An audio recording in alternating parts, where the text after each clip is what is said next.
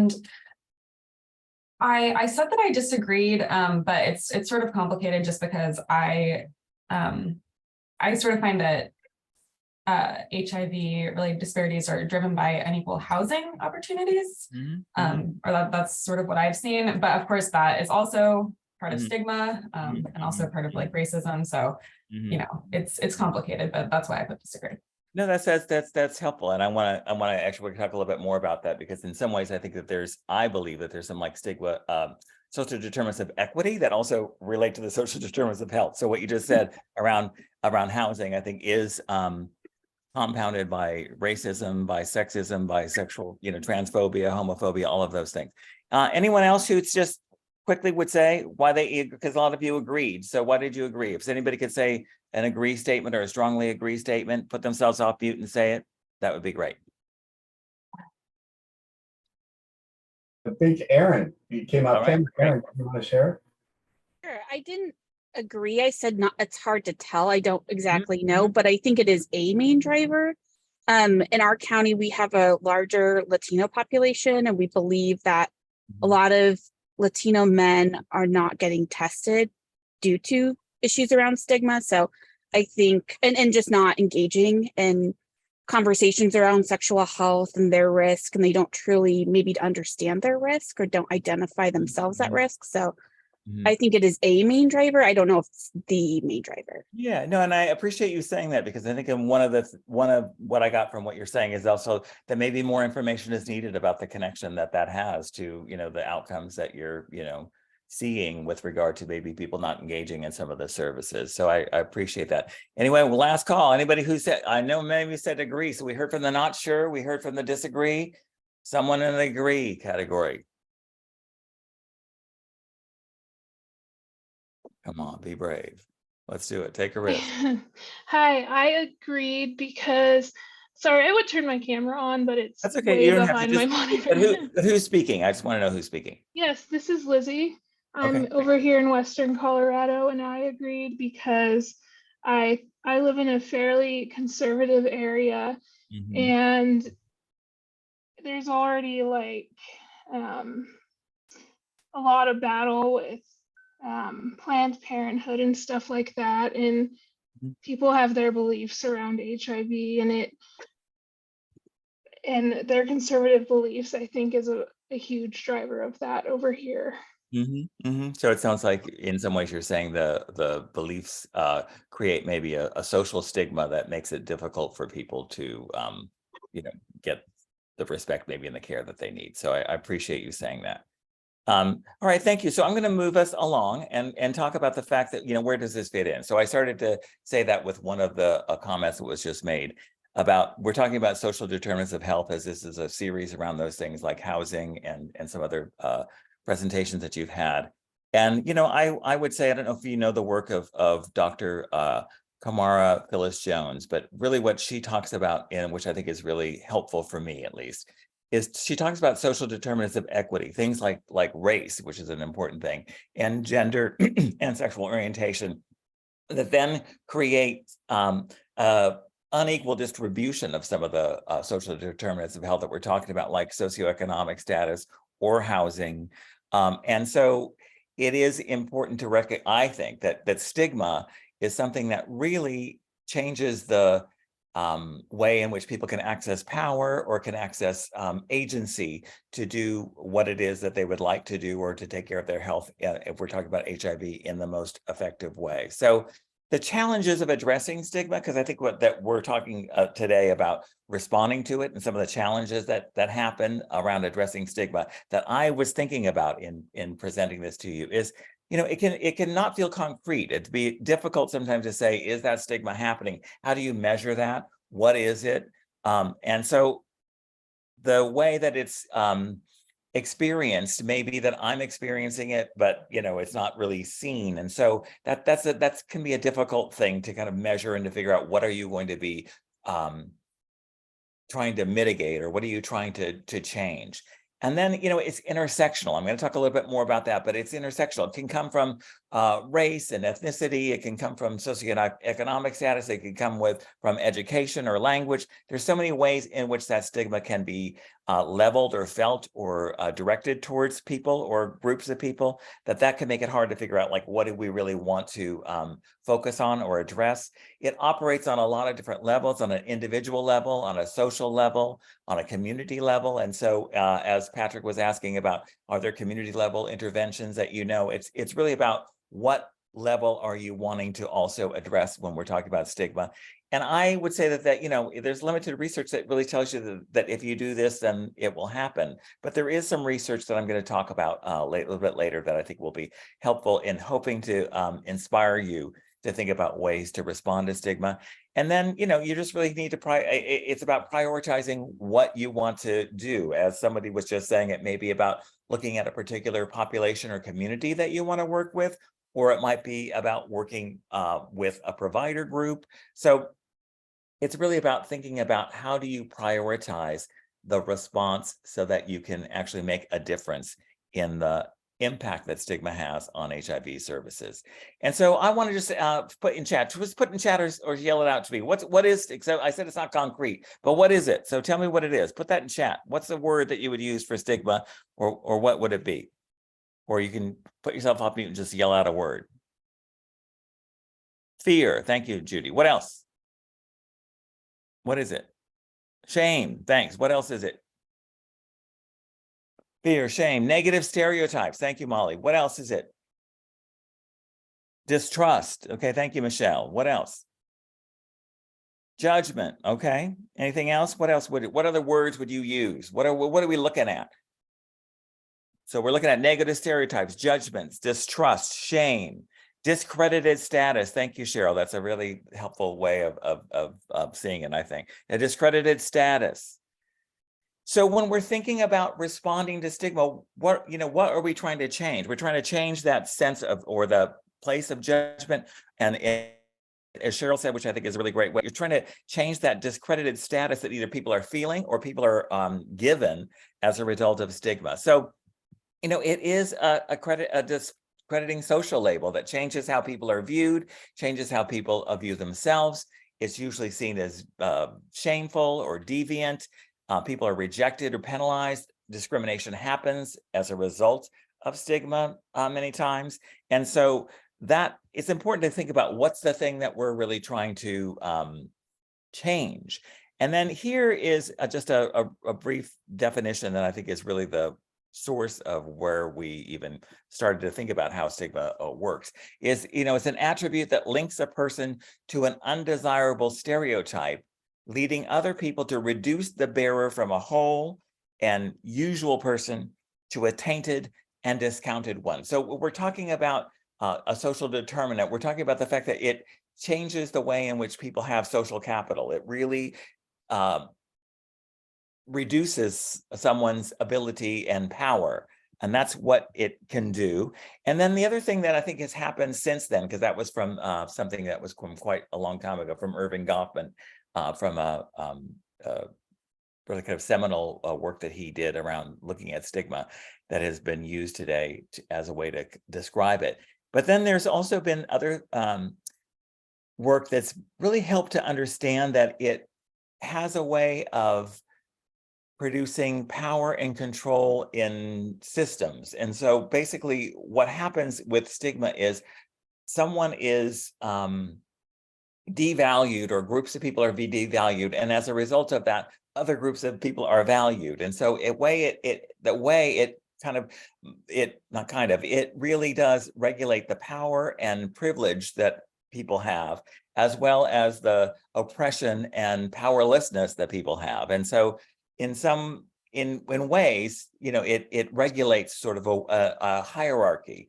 And so that's important too, because if we're trying to disrupt that, what are we trying to do to change that power and powerlessness that people are feeling as a result of stigma? The other thing that I said earlier is intersectional. So it can come from a lot of different places. I would imagine that all of you are, we're more than one thing in terms of how we identify. And there are places in our identities that give us privilege, and places in our identity that don't give us privilege, that can be stigmatized. And so I would say, just as a person who identifies as Black, identifies as a gay man, identifies as a person, an aging person, a person over 60. I'm a person who's living with HIV. I'm a cisgendered man. I'm educated. So there's ways in which parts of my identity or aspects of my identity are vulnerable or relate to being devalued and stigmatized in our particular larger culture. And then there's places where I get power. And so intersectionality is important to recognize that stigma can happen from a number of places. And so people talk about and the impact that intersectional stigma has, which is the interdependence of co-occurring devalued social identities. And I would imagine that when you're talking about the people that you're wanting to serve, that many of them are getting or experiencing intersectional stigma from sexual orientation, gender identity, maybe age, race, ethnicity, drug use, immigration status, incarceration. It could be all of these things that one person is experiencing, or a number of them. And so it's important because it can be it can be more like a 1 + 1 = 4. I mean, it's just not just like I'll get another place, but it becomes so significant that it's hard for somebody, first of all, to understand where it's coming from. And then secondly, it's almost hard to figure out, like, okay, what are we going to do with this? Do we want to focus this on a particular culture? Do we want to focus this on a particular situation? And so intersectional stigma is important because it also has to do, I'm working on a study right now with this, it has to do with how people are trusting the medical systems who are living with HIV, people who are living with HIV. So intersectional stigma is an important thing to consider when you're talking about how do you respond to the impact that it has. And then HIV stigma, of course, is really about the stigma that relates to people who are living with HIV or thought to be living with HIV. And then the other thing that I think is important to consider is the way that it gets experienced.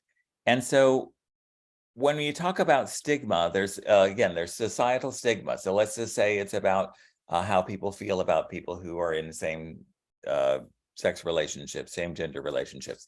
And so that can get internalized. The stigma that I feel or I hear about that can get internalized. It can be something that I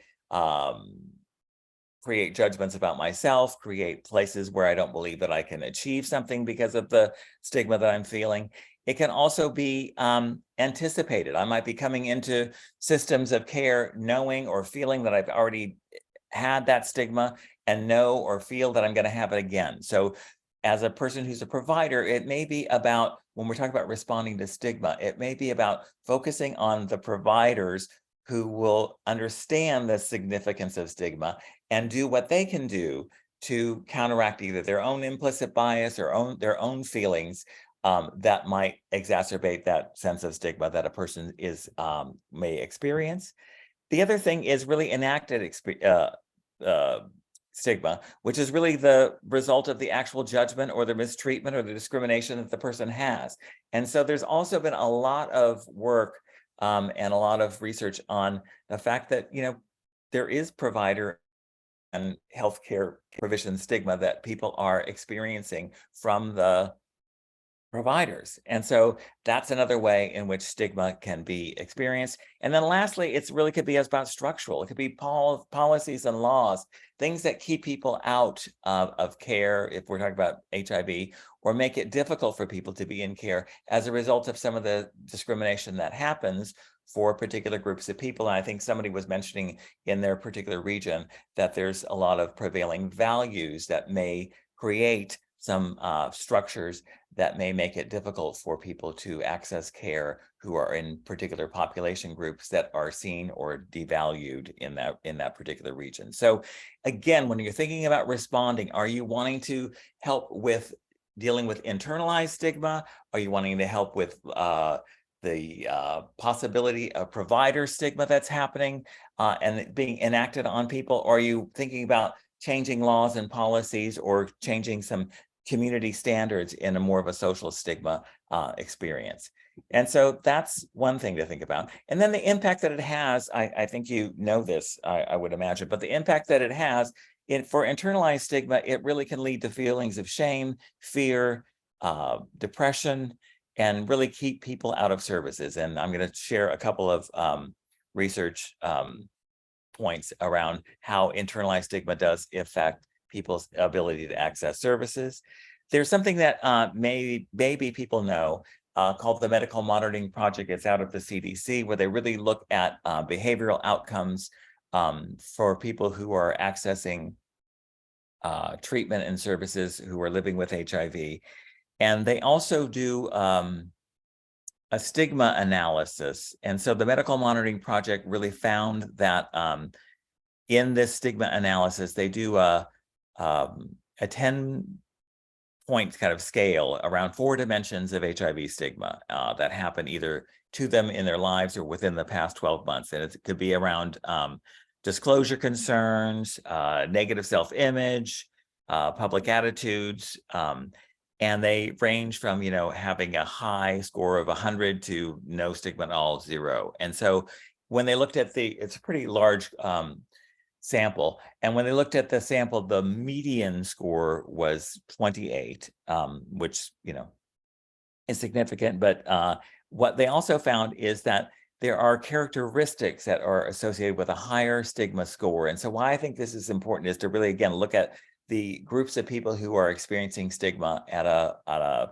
more significant level. And that was, they looked at gender on the right side. You can look at race and ethnicity. It was around sexual orientation, housing stability, and people who are employment status. Some of the other social determinants of health also had a way of being associated with higher levels of stigma. And so I think that's just an important thing. Again, when we're talking about how do you respond to stigma, it's about really kind of seeing the impact that stigma has on health outcomes. And on the bottom of this slide on the right side, it talks about clinical outcomes that are associated with higher stigma scores. And so it really relates these experiences of stigma to missing doses of antiretroviral therapy, to missing visits, to having ER visits, to having depression and hospitalization and severe anxiety. So there are a number of associated behaviors that have happened as a result of or are connected to the experiences of stigma that people have. So this just lets you know how significant it is and how important I believe, or I think many of us believe it is, to think about ways to change that dynamic. So here's another one. I'm just going to give you a couple of examples of some research on stigma and letting you know that it does impact the way in which people are able to be successful in treating HIV. This is from Sesh Kalishman and his associates, and it really looked at stigma and retention in care. And I wrote enacted because this is the feelings, the enacted stigma, as I was just describing earlier, that people are experiencing, and looking at whether or not that had an impact or a change on how people engaged in care or not. And so in these bars, it basically lets you know that the people who were disengaged in care, and almost all of the measures of stigma that they looked at, like were family avoiding you, and on the bottom of there, it talks about family treatment differences. Were people denied services? Did they have to conceal their health care? Were people avoiding touching them? So they asked them questions that related to a stigma experience, and recognized that people who were disengaged in care had, almost in all of the measures, higher levels of stigma that kept them out. And it really was confirming a hypothesis that they felt like, that they really felt the cumulative effect of enacted stigma experiences was really associated with disengagement in HIV care. And there were some differences around gender around that. But I think that's, again, lets you know that when people have had these experiences, it has an impact on whether or not people are going to stay in care or not. So again, thinking of a response, where do we want to focus this so that these particular experiences are not as significant? And then this is just a real quick thing. I've been working more around HIV and aging. And so there's some stigma here, research that was about older adults. And this was just from the South, and it just talked about many of the participants didn't really experience stigma directly. And really part of it had to do with the fact that they didn't really disclose their status to people as part of a strategy to deal with the stigma. So they weren't so much out around their HIV. But the people in the study frequently heard disparaging remarks from other people about people living with HIV, which then, had negative impacts on them. So it didn't really feel like maybe it was a direct enactment of the stigma, but it was a way in which they heard it and then anticipated it. And it also had to do with them feeling comfortable in engaging in care. And then this one is interesting too, and I have the resources at the end of here if you want to look at any of this more closely. But this is about looking at internalized stigma and the implications for treatment, and really starting with the fact that knowing that the social stigma happens, that whether it's about people who are living with HIV and what that means, and then knowing that is something that is a prevailing belief that people might be stigmatized or devalued on some level, and really recognize and looking at how some people are more vulnerable to taking that sense of feeling and internalizing it, and really looking at what are those characteristics that either buffer that, so it makes it so that I don't, if that was my situation, I'm not taking it and internalizing it, or that I am taking it and internalizing it. And so some of it had to do with the third point here is dispositional resiliency, whether or not I was somebody who really felt like I could bounce back from things, had some sense of that resilience is a part of my experience. And the people who had that had a better outcome with regard to taking that information and not internalizing it.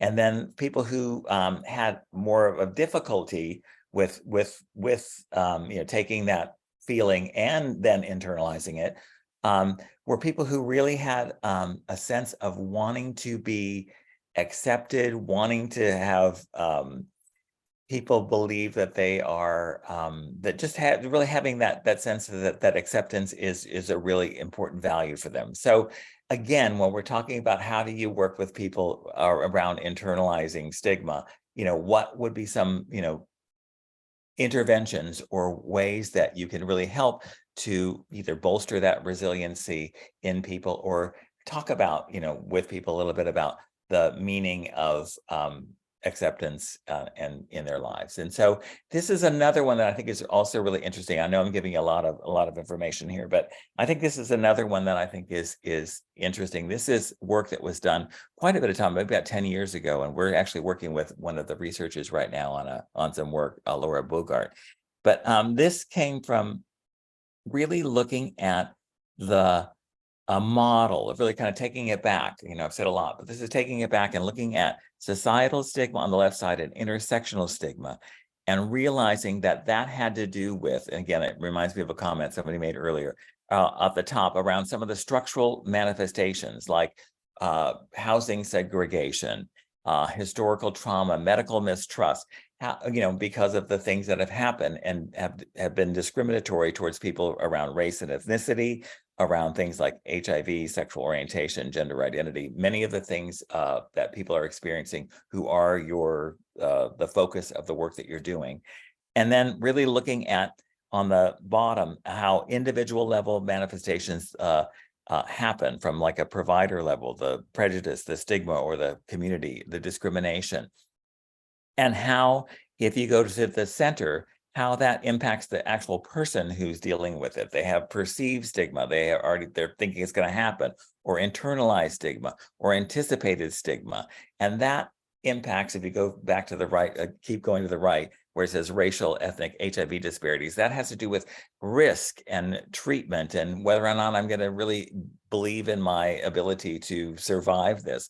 And so they were really intentional about seeing if they could make some connections between the experiences of stigma and HIV disparities, which they were able to do.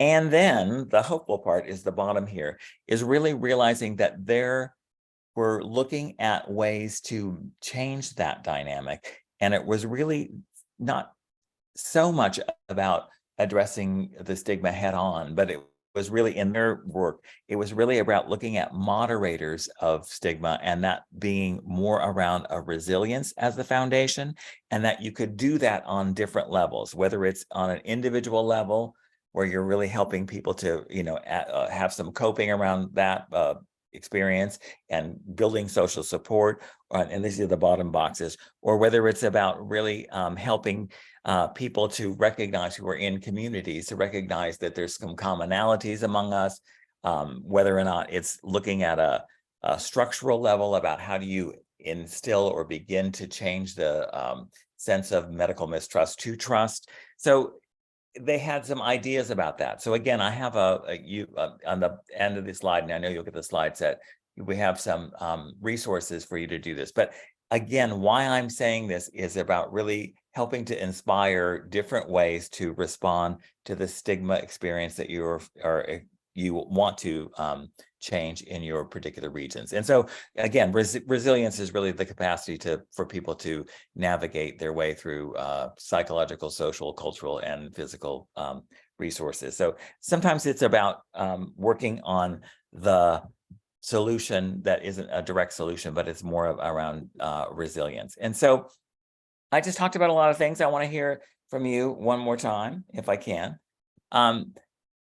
And when you're thinking about a response to stigma, and I just talked about a number of things, what would you think would be the most important way to focus on it? So I'm going to put up this poll one more time, or one time, this time, if we could put this poll up. One moment. If we could put this poll up, I'm trying to do Yes, just some technical it's challenges. a beautiful day today. If we could put this poll up, For some reason, Tim, I'm having. and if you can't pull this poll up, you know what? Look, you can see this. Put what number in chat would you say is the thing that you feel like would be helpful to focus on? Like looking at changing internalized stigma for individuals, working with provider stigma. Oh, do we have it? No, that's the first poll. Oh, here we go. Okay, you got the poll. So here it is. So what do you think, just in hearing what I've just talked about, do you think it would be best to focus on helping people with their internalized stigma? Do you think it'd be helpful to do with working on the provider stigma, that what providers might be going through? Do you think about challenging the social stigma on the services? Do you think it'd be about challenging the community norms? Do you think it'd be about just building resilience?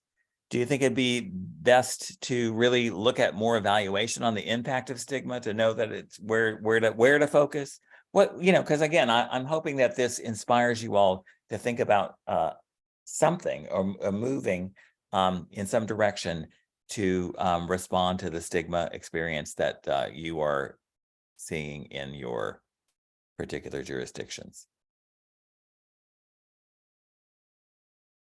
And again, there's no right or wrong answer. I just want to see, from what we've talked about so far, because I think it can be complicated, but I think it's important to kind of to believe or to begin to think about where the focus of the work would have the most impact, because some of it is about having the most impact and what actually you could do, because certain things may be more difficult to do than others. So I guess I'm asking this question so that you can have a sense of where to begin to focus.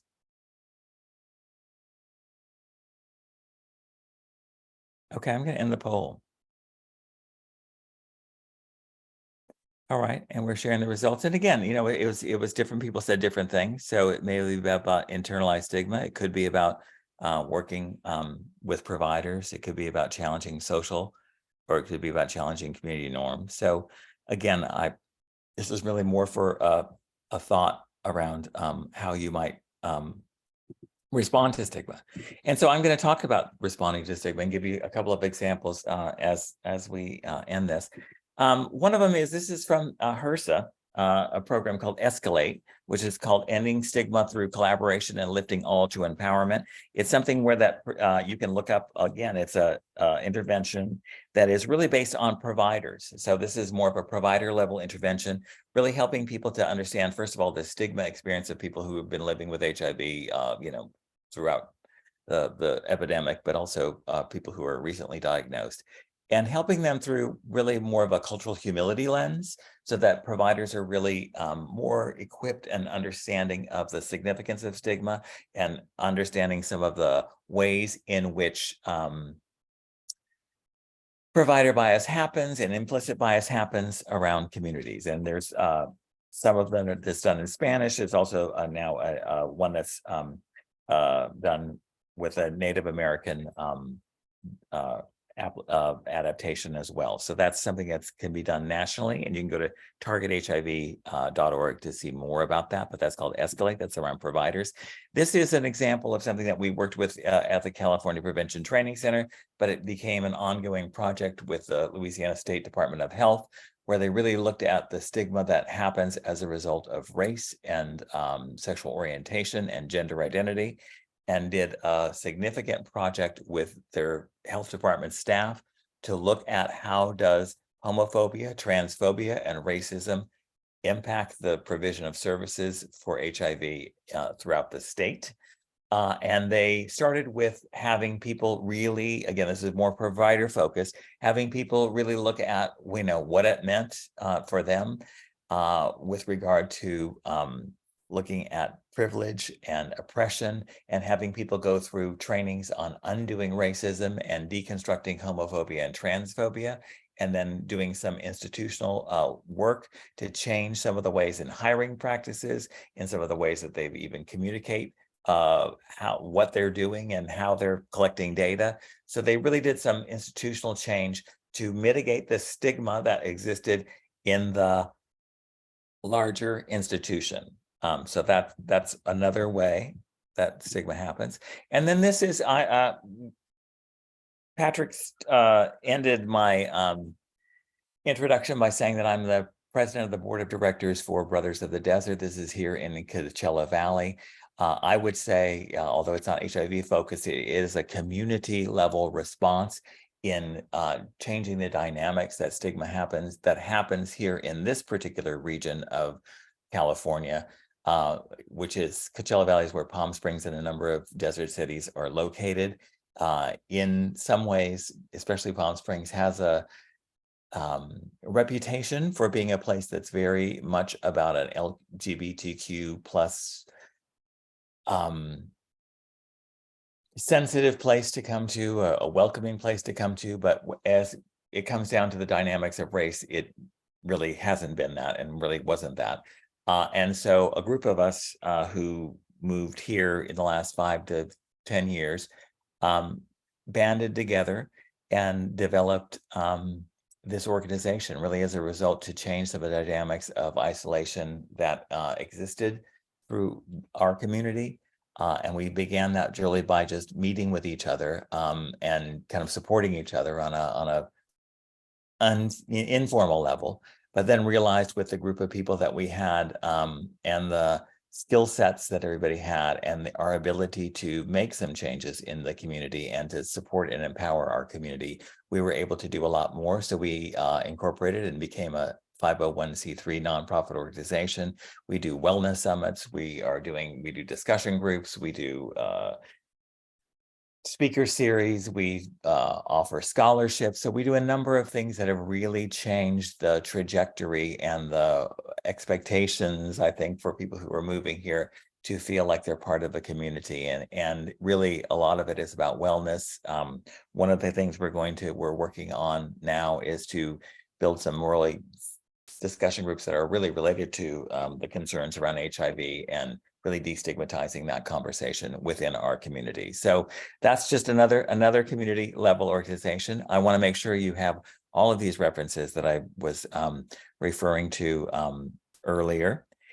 And I also want to thank you for the work that you're doing. We can open this up to some questions, any comments on what I've said, or anything hopefully that has inspired you. But I'm hoping that you're inspired. I'm hoping that what I've talked about helps you to think more, critically, and really gets you moving about thinking about how to respond to stigma in your community. So thank you for doing the work, and any questions?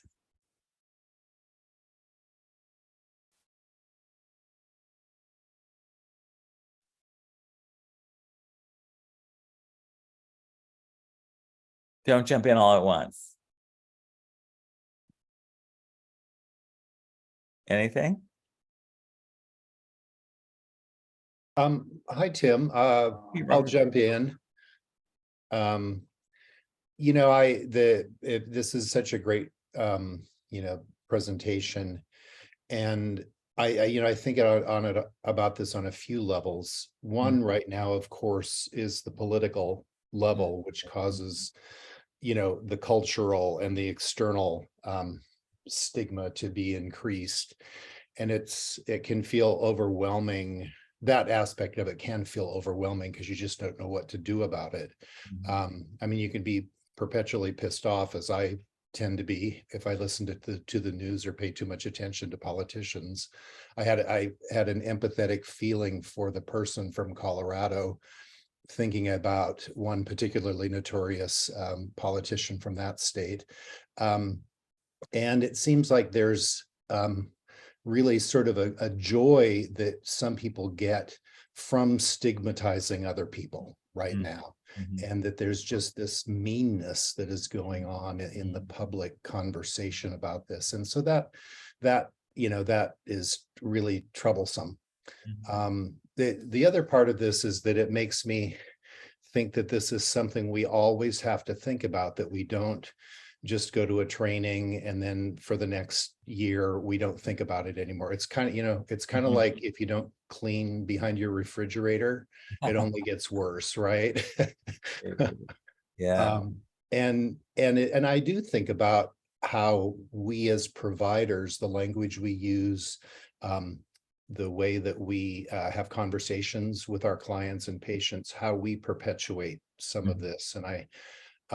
And being aware of that, I think it's hard sometimes if you're say if somebody's in a position where, say, a manager or a clinic director or somebody you know, sort of quote unquote above you uses stigmatizing language or behaves in a certain way. It's hard to call that out if you're worried about your position or your level in the organization or something like that. But I think the language that we use often betrays our biases in ways we don't know. So I don't know, those were two of the things that I was thinking about as I was listening. All right. No, I appreciate all of that comments. And again, I think one of the things that I've got from what you're saying is I wish this were different, but I don't know if there's like answers to everything. Like, this is how you do this thing. And I think it's really more about keeping that conscious in your consciousness about like, how is that going? You know, how might I be contributing? This kind of goes to I do a lot of work in cultural humility, but how might I be contributing to this particular thing? How is this going? And then the other thing you said at the beginning, which I think is really important, is, you know, and I mentioned it quickly, is I think that people benefit from the stigma and discrimination that's happening. And so, you know, there's a way in which it creates this balance of power. And I think that some people, you know, get something out of it. So they don't want that to change, you know, and that is disheartening for me particularly. But so anyway, I really appreciated all you said. And so did Lizzie. So Lizzie said, thank you. And she's the person in Western Colorado. So thank you for putting that out there. Any other, before, I know that you have some of the things you're going to be doing, Patrick, so I don't want to take up more of your time, but I want to know from anybody else, and any impressions, any thoughts? Helpful, not helpful?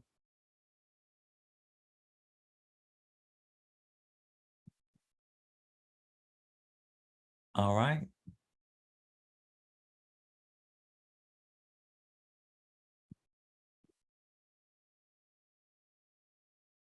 All right, well, thank you, Tim. And please, if you have questions, feel free to put them in chat. We'll be sure to address them by the end of the session. If we don't have the answer, we'll get it for you and get back to you. But let's hear it for Tim. Give some love to Tim Vincent.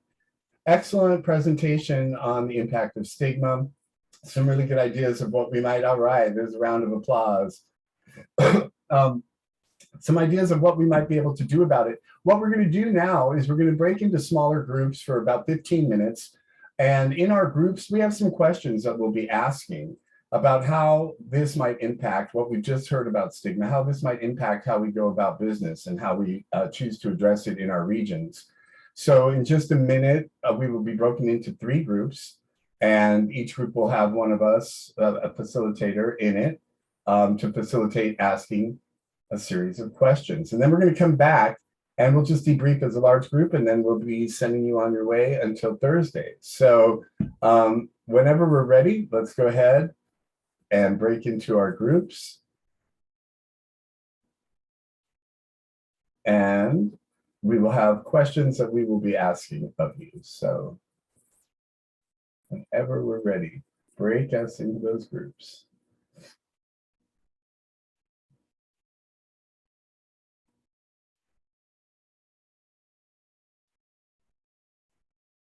Hold on, Patrick, we're having some Zoom challenges on this end. Just a second. Okay. Are you able to break us? Yes, give me just a second, I'm sorry. Yeah. Doesn't seem to be wanting to work here today. Technical difficulty. That's the nature of Zoom sometimes. Exactly. Do you need to try it, Glenn? No, I'll go ahead and send you guys into the breakout rooms, and then I will do the discussion slides in just a moment. But here you go. So it's going to be 15 minutes. Perfect. Thank you. Okay.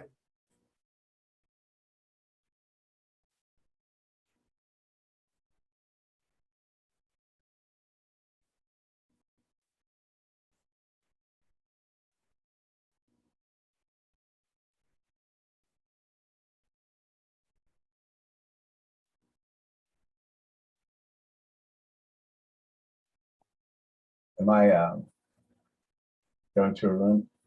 Yeah, I didn't assign you to one. I let you guys just kind of jump as you see fit. Oh, if you can assign me to one or Absolutely. There's only 2 people in room number 1. You want to do that one?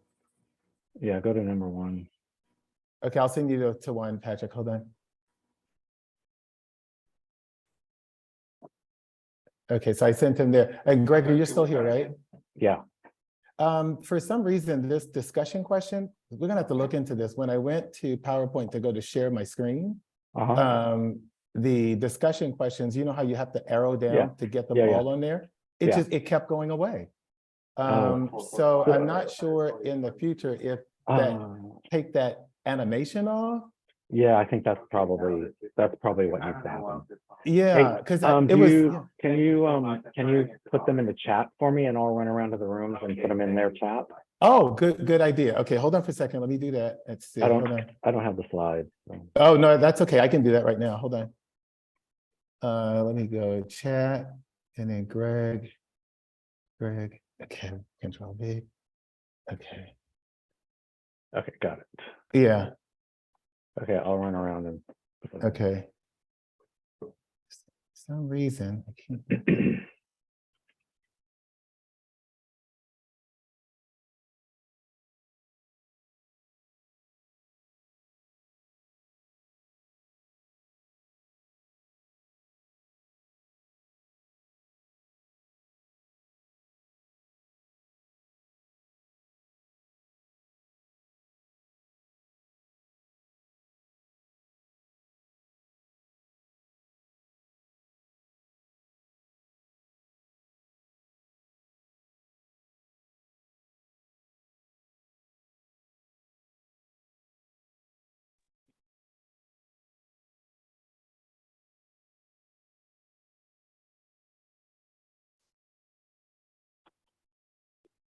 Oh, Glenn, now I can't. Can you see it? Where are the, oh, there they are. Okay, got it. But do you see them on the screen?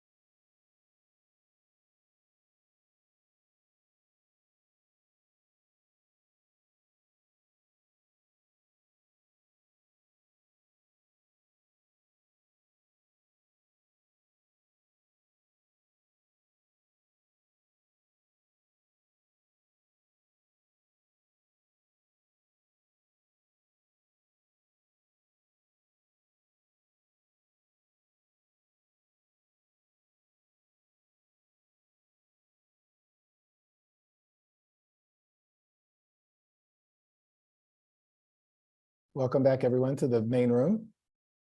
The other groups will be here in about 12 seconds. The rooms are closing now. Welcome back, everyone, to the main room.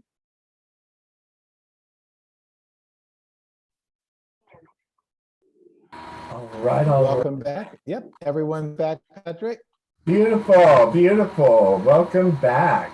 So I hope your discussions in your groups were as fruitful as ours. And I just want to invite anybody, and please come back on camera as we wrap up today and as we process this activity that we just did. Some really good discussions happened. What did y'all talk about? Come off camera, or at least come off mute and share it with the rest of us. Anybody, what did you discuss in your groups? And so the first question was, what stood out for you? What did you really gain from the information Tim shared with us? I can start first. This is Judy. I oversee, so I'm with the AIDS Education Training Center. I see a few of you who have participated in some bar training as well. And I was just telling Patrick how nice it is to be on the other side where I'm receiving the knowledge. And I'm listening to Patrick, Greg, and Tim providing the expertise. I oversee 32 counties in California, and these are particularly rural communities in Central Valley, Northern California. And some of the stuff that I took away was really thinking about how to have these intentional conversations on stigma with providers and really, bring it to the table and share with them that stigma isn't something that stigma is something that, first of all, you were exposed to sometime in your life, and it wasn't something that you created, right? Whether it's within your family, your community, people you surround yourselves with, these were the knowledge that they kind of like filter through to you. And as you become and develop your own practice, that you could also de-learn all of these values or beliefs that you were once kind of like taught along the way. And so I had shared how that's something that I'm going to build into my future trainings with healthcare providers. I really love the models that Tim has shown, and also just really those literature reviews saying this is what research has shown. And so those are the things that I'm going to take away with it. Thank you. Thank you. Yes. And so, we also, along those lines, mentioned, that a lot of providers may come from communities that they're from, and then so they may not even be aware that they're stigmatizing. And so just providing that opportunity for providers to come together and have those conversations was something that we talked about. I see Lizzie. Did you have anything you'd like to share, Lizzie? Oh no, did I have my hand raised? I didn't mean to. No, but I just wanted to be sure. You're one of the brave people that are showing your face on camera, and we appreciate you for that. So, Molly, anything to add? No, I mean, we had a good conversation in our breakout room about, just non-traditional partners and traditional partners. But yeah, I mean, it's good. I felt like this was a great conversation, and I did learn a lot and have a lot of takeaways, but it's just kind of crazy to think about how, we've been working at this for so long. Yeah. And I feel like thinking about what the response should be focused on is definitely helpful, but I feel like, a lot of different organizations, like say mine, where my location where I am in Oakland, been trying like a lot of sort of piecemeal tactics, that go through each strategy, and we just still have so far to go. Thank you for sharing that. It's certainly a good observation, and it's a reality, unfortunately, but it is a reality that stigma is still, operating at such a large level in the ongoing transmission and acquisition and people accessing HIV care services. So, providing those opportunities for people to develop self-awareness and to talk about some of this stuff is really vitally important. Robert, did you have anything you'd like to add? Well, I rarely need an invitation to talk. Appreciate I that. think, like to just speak on I guess on a positive level, I think that one thing we can all do, and on the really most basic level, is at the provider level. Like, what am I doing personally in my conversations with clients and patients to be sure that I'm treating everybody with respect, sort of the meeting people where they are concept, which we don't say that much anymore. When I was at San Francisco City Clinic and we started our PrEP program there, we didn't do any advertising about it with the fact that we did PrEP. We didn't do any public information or anything like that. And after a few years, when we gathered some data, we saw that we were doing really well on getting PrEP to the people who might be most vulnerable to HIV. Sort of the percentage numbers of certain demographics compared to the population of San Francisco showed that we were doing a really good job. And when I saw that, I thought, well, I can't take any credit for that because we didn't do anything to go out there to say, young Latino and Black men, please come to us for your PrEP. But I think that what happened was that because I think we did a pretty good job there, the clinicians and the PrEP navigators, of being really client-centered, is that word got around that this was a good place to come for PrEP. And so that, I think that is one thing we can do, is just always be aware of how we are presenting ourselves to our clients and patients. Absolutely. And you're making me think of the tenets of cultural humility as well. And, constant self-exploration. If you feel yourself having certain feelings about a population, or if you're unsure about a population, have that genuine curiosity and go and learn about that population and immerse yourself a little bit, because you might be surprised at what you find. We make a lot of stereotypes and a lot of judgments that are based on really hearsay or not founded science. So, just that critical self-awareness is what you're making me think of. Amy, did you have anything you'd like to add? Sure, thanks, Patrick. One of the things that stood out to me was when Tim showed that slide that had different social identities and how these different identities experience like different levels of stigma. And that was something that was important to me and stood out to me because just knowing that I'm new to this work and I'm learning about these different topics. So far in my training, I don't think stigma was thought about this way that intentionally. I think the narrative that I've gotten so far is just like, oh, provide HIV testing regardless of HIV status so that we could reduce stigma. And to me, that's like very surface level. And so I think that stood out to me because I think it'll be important to think about all these different social identities and the different levels of stigma so we could be more intentional about focusing on that. You bet. Thank you. So that intersectionality and those layers of stigma, they get compounded, and it just makes it even that much more traumatic for people, I think. There's something we don't have time to get into now, but I'll mention it, and it's called disease stigma. And look that up, learn more about what's called disease stigma. What you'll learn is that there are 5 components to disease stigma, and HIV is one of the only diseases in history to have all 5 components. So I encourage you to go out, and that's some homework for you if you're interested in it. It's really very interesting because it really gave me some ideas of, wow, if I want to address this component of stigma, how can I go about doing that? So it's called disease stigma, and educate yourselves on that. Anything else? I put the questions up there. We talked a little bit about provider, what's needed, provider training, safe spaces to have these discussions. When we talked about partners, what all did you talk about? We've got just a few minutes left. What partners came to mind? Who did you think of inviting to the table to move this forward?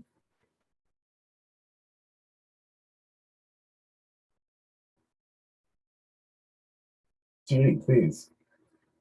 Yeah, I was thinking it would have to be, it really depends again on who is requesting the training or what organization, what community, and really getting in partners who are champions of where the organizational healthcare is going. I would also say for me, I always love pulling in the state when it comes to county specific training requests. I also rely on you guys, California PTC, when it comes to topics that we're not strong in. So it's about networking and about identifying partners who have strong voices and can help contribute. Yeah. Great. Thank you. And your check is in the mail for that. Just kidding. I'm just kidding. There's no bribery going on here. Well, great. You know, I don't want to belabor this. Does anybody have any last minute comments or questions or anything we can address? I see we've lost some people, some of our groups, so we'll move this forward. So I would just like to have who's left here answer this poll question. Let's do it. I mean, so now, you know, the same question as before, I can describe 2 strategies to reduce HIV-related stigma. How are you feeling about it now? And we'll just ask that of you quickly. Go ahead and launch that poll if we can. We are trying to do that, and again, having some issues here. I'm not sure what's going on, Patrick, with the polling today. I don't know, but let's just put it in chat. Just go ahead. Yeah, let's just do that. Here we go. Now it's just taking a moment. Oh, it's having a moment today. All right, there you go. I've noticed every time we threaten to put it in chat. I know, then it starts working. So there you go, everyone. All right, good. Thank you for that. Yeah, so again, a little bit, some people still neutral, but we're seeing agree and strongly agree. Again, it's an ongoing thing, so we can never educate ourselves too much about the impact of stigma. Look into learning more about cultural humility, and you can look into disease stigma. Those are some things that you can look into. And with that, we've kind of given you a spot for final questions. I do want to let you know that our last of this series will happen on Thursday at 10 a.m., the same place, same time. And we're going to be wrapping this all up and really developing some next steps in how we can go about addressing social determinants of health in our programs. And so we're going to put a nice bow tie on the whole thing. And thank you for your full participation. Thank you for sticking around. Enjoy the rest of your day, and we'll hopefully see you on Thursday. All right. Ciao.